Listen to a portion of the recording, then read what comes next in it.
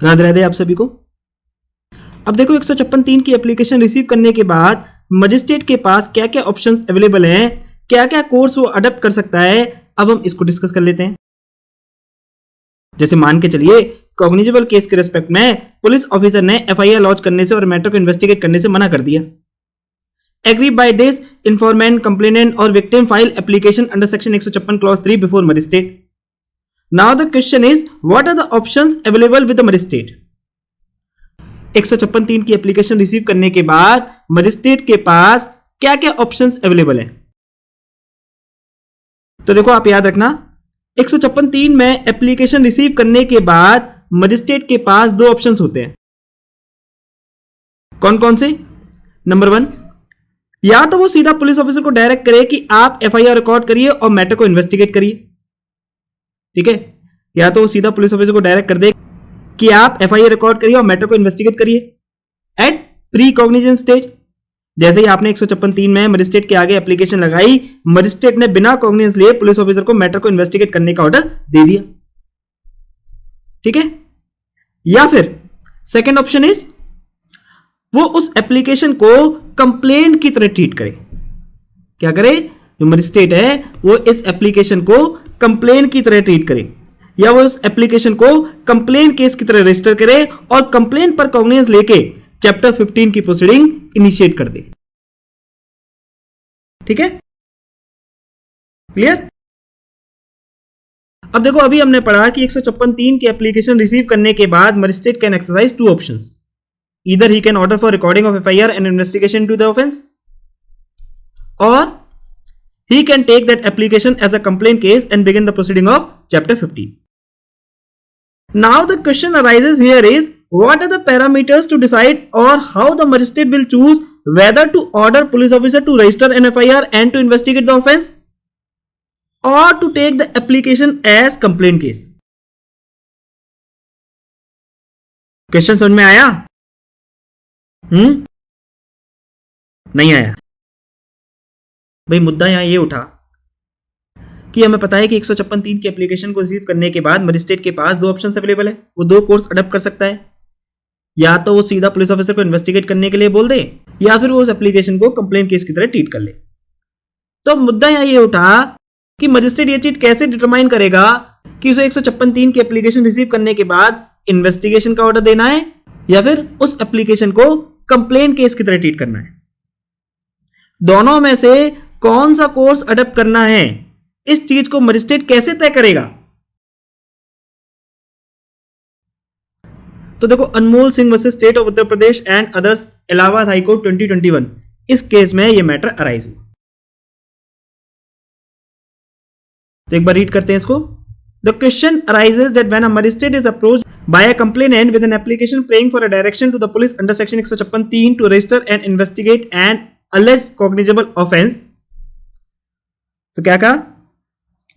जब कंप्लेनेंट 156(3) में मजिस्ट्रेट के आगे एप्लीकेशन फाइल करता है, when an application is filed under section 156(3) before magistrate praying for direction to police officer to register a case and to investigate the offense, तो A, why should he grant the relief of registration of a case and its investigation by the police under section 156(3) CRPC? Magistrate को 156(3) में case को register करने का और police officer को investigate करने का ऑर्डर क्यों देना चाहिए? B, when should he treat the application as a complaint and follow the procedure of chapter 15 of CRPC? और कब उसे एप्लीकेशन को कंप्लेंट की तरह ट्रीट करके चैप्टर 15 में कंप्लेंट प्रोसीडिंग्स इनिशिएट करनी चाहिए? तो ये दो महत्वपूर्ण मुद्दे इस केस में अराइज हुए। ठीक है, कौन कौन से? कि मजिस्ट्रेट को 156(3) में केस को रजिस्टर करने का और पीओ को इन्वेस्टिगेट करने का ऑर्डर क्यों देना चाहिए, एंड सेकंड, कब उसे उस एप्लीकेशन को कंप्लेंट केस की तरह ट्रीट करके चैप्टर 15 की प्रोसीडिंग इनिशिएट करनी चाहिए। तो चलिए टैबलेट फॉर्म में इस टॉपिक को एक बार कवर करते हैं ताकि आपको भी समझने में आसानी हो। ये टेबल आपको विजिबल है? कंटेंट थोड़ा सा छोटा है, आप एक बार मैनेज कर लेना प्लीज। तो ये जो टेबल हम यहां डिस्कस कर रहे हैं अनमोल सिंह के केस में ही रेफर की गई है। ऑलराइट, तो चलिए एक बार रीड करते हैं। The option to direct the registration of the case and its investigation by the police should be exercised, that is basis of order under section 156(3) CrPC are,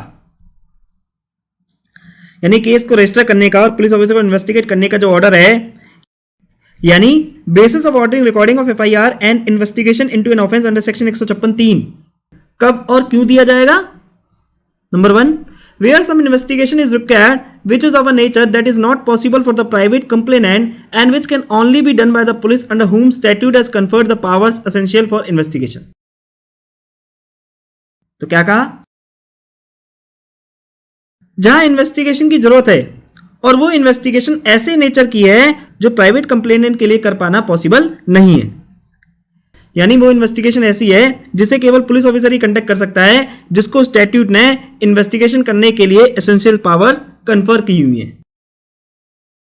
ठीक है, तो फिर ऐसे केसेस में जो मजिस्ट्रेट है वो 156(3) के एप्लीकेशन पर इन्वेस्टिगेशन का ऑर्डर देगा। Second, where the full details of the accused are not known to the complainant and the same can be determined only as a result of investigation. In a case where accused की पूरी details complainant को मालूम नहीं है, यानी complainant के पास accused की कंप्लीट इंफॉर्मेशन नहीं है, and the same can be means accused की कंप्लीट डिटेल्स को केवल इन्वेस्टिगेशन के थ्रू ही डिटरमाइन किया जा सकता है।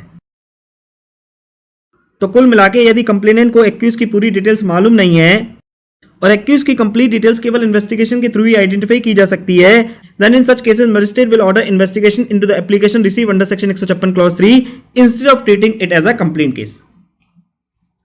Clear?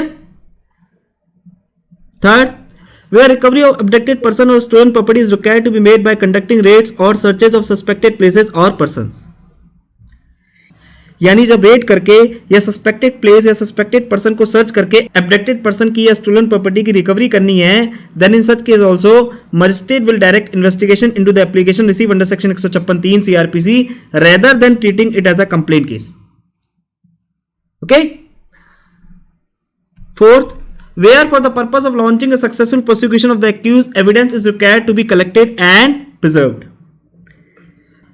यानी एक्यूज के अगेंस्ट सक्सेसफुल प्रोसिक्यूशन लॉन्च करने के लिए एविडेंस को कलेक्ट करना और उनको प्रिजर्व करना जरूरी है। तो फिर ऐसे केसेस में जो मजिस्ट्रेट है वो 156(3) की एप्लीकेशन रिसीव करने के बाद इन्वेस्टिगेशन का ऑर्डर पास करेगा, ना कि उस एप्लीकेशन को कंप्लेंट की तरह ट्रीट करेगा।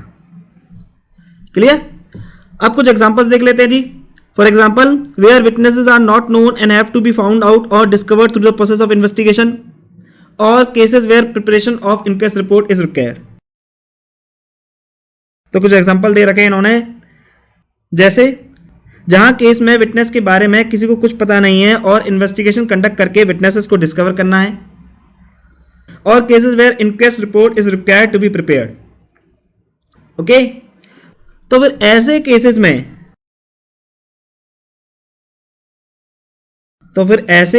में मजिस्ट्रेट 156(3) की एप्लीकेशन रिसीव करने पर क्या करेगा? इन्वेस्टिगेशन का ऑर्डर पास करेगा, ना कि उस एप्लीकेशन को कंप्लेन की तरह ट्रीट करेगा। क्लियर हुआ?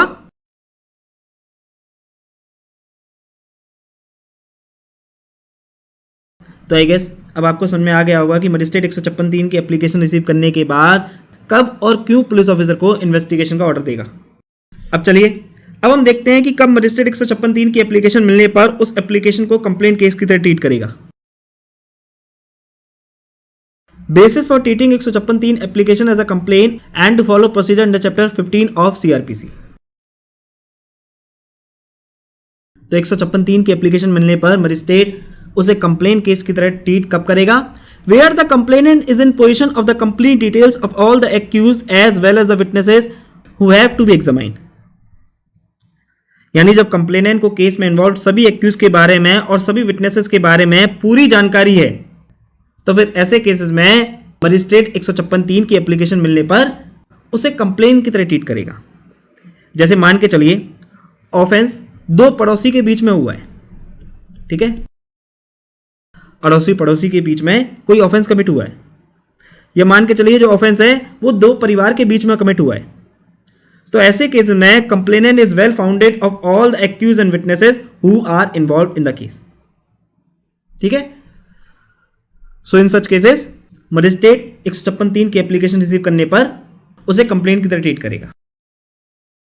And second is neither recovery is needed nor any such material evidence is required to be collected.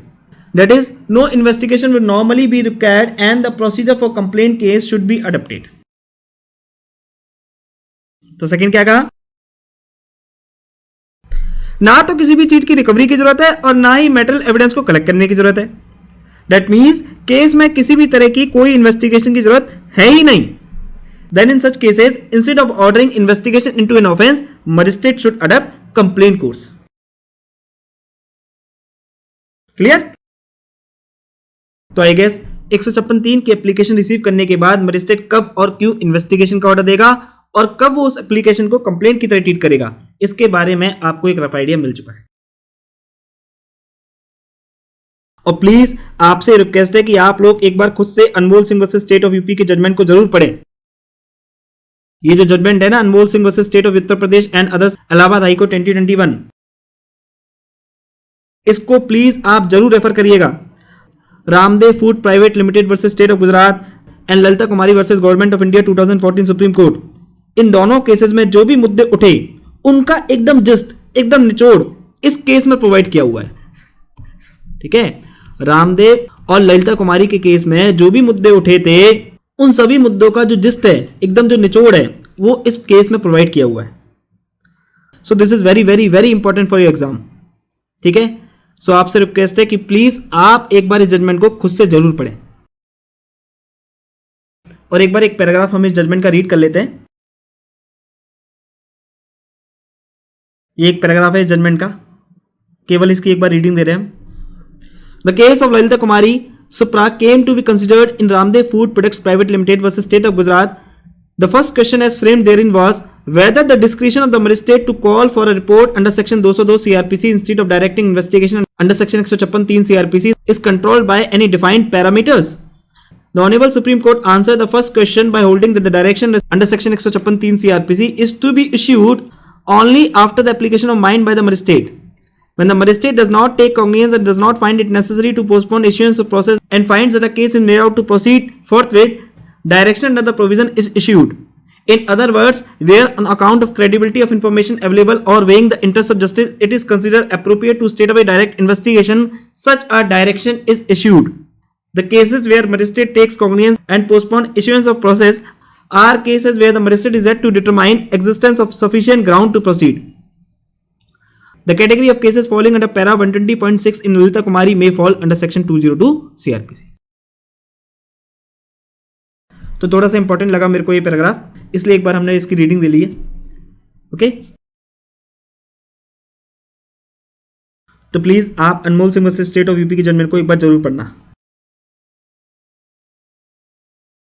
तो ये था हमारा आज का लेक्चर. अगर आपको लेक्चर पसंद आया है तो आप लाइक, शेयर और कमेंट जरूर कीजिएगा. और अगर आपको लेक्चर पसंद नहीं आया है तो आपको डिसलाइक करने का भी पूरा राइट है. और प्लीज आप लोग कमेंट करके अपने फीडबैक जरूर दीजिएगा, जिससे कि फ्यूचर में मैं अपने आप को और इंप्रूव कर सकूं. और अगर आप लोग चाहते हैं कि वीडियोस में किसी भी तरह का मैं चेंज करूं तो आप मुझे कमेंट करके बता सकते हैं. मैं पूरी कोशिश करूंगा चीजों को आपके अकॉर्डिंग चलाने की.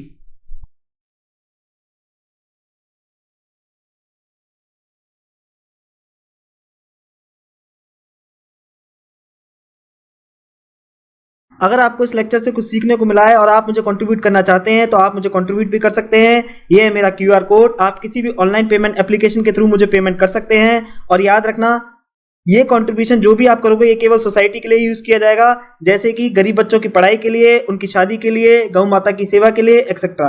Because I believe this contribution is by the people, of the people and for the people only.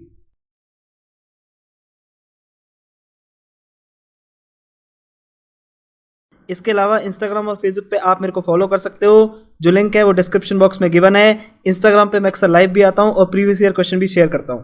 तब तक के लिए स्वस्थ रहिए, व्यस्त रहिए और मस्त रहिए. Take care of your health physically, mentally and emotionally. जय हिंद, जय भारत.